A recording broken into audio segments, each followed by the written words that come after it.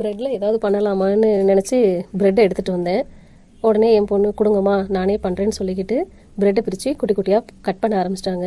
நான் என்ன பண்ண போகிறீங்கன்னு கேட்டேன். அதெல்லாம் சொல்ல மாட்டோம், செஞ்சு முடிச்சதுக்கப்புறமா அது எப்படி இருக்குன்னு பார்த்துட்டு சொல்லுங்கள் அப்படின்னு சொல்லி அவங்களே கட் பண்ண ஆரம்பிச்சிட்டாங்க. அப்படியே எல்லா காய்கறிகளையும் பொடுசு பொடுசாக கட் பண்ணி வச்சுக்கிட்டாங்க. சட்டியில் எண்ணெய் விட்டு முதல்ல ப்ரெட்டை போட்டு நல்லா வறுத்து எடுத்தாச்சு.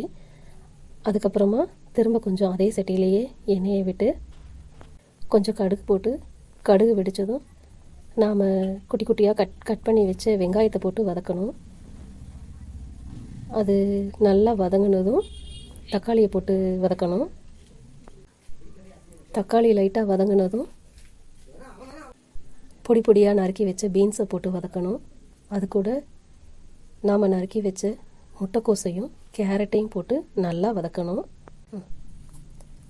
காயெல்லாம் கொஞ்சம் வதங்கினதுக்கு அப்புறமா 2 ஸ்பூன் மிளகாத்தூள், 1 ஸ்பூன் மல்லித்தூள், 1/2 ஸ்பூன் மஞ்சள் தூள், அப்புறம் கொஞ்சம் கரம் மசாலா, தேவையான அளவு உப்பும் போட்டுக்கோங்க. அப்புறம் கொஞ்சம் ஃப்ளேவருக்காக சில்லி சாஸ், டொமேட்டோ சாஸ் சேர்த்துக்கோங்க. சேர்த்து நல்லா மிக்ஸ் பண்ணிக்கோங்க.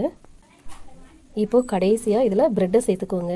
சேர்த்து நல்லா ப்ரெட்டு நொறுங்காமல் நல்லா பொறுமையாக நல்லா அழகாக கிளறி எடுத்துக்கோங்க. அதை ஒரு பிளேட்டில் வச்சு சாப்பிட்டு கொடுத்தாங்க. இதோட டேஸ்ட் எப்படி இருக்குதுன்னு சொல்லுங்கம்மா அப்படின்னாங்க. பரவாயில்ல, சூப்பராக இருந்துச்சு. நான் நினச்சதை விட ரொம்ப அருமையாக பண்ணியிருந்தாங்க. நீங்களும் செஞ்சு பாருங்கள்.